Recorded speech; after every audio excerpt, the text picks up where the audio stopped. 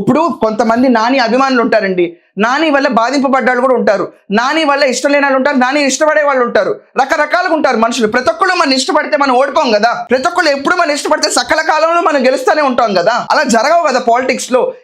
ఇష్టాలు ఉంటానే ఉంటాయి ప్రతి ఒక్కరికి, అది హ్యాండింగ్ లో వెళ్తానే ఉంటుంది వాటికి. అలాంటి వాళ్ళు చూసి ఈ వీడియోని ఏమనుకోవాలి,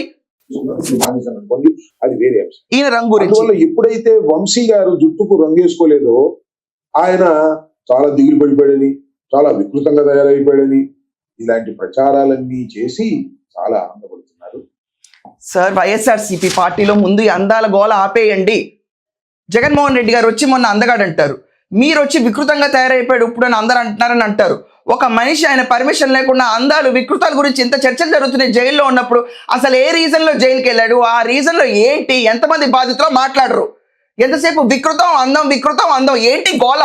ఈ రోజున ఏంటి మా అందరికీ, పొద్దున్న లేస్తే చాలు అందగాడు ఏమయ్యాడు, పొద్దున్న లేస్తే చాలు అందగాడు తలదూకున్నాడా, పొద్దున్న లేస్తే చాలు అందగాడు తలకు రంగు వేసుకోలేదు, పొద్దున్న లేస్తే చాలు అంబటి చెప్పాడు రంగు వేసుకుంటాడు మళ్ళీ వచ్చి, ఏంటి గోల.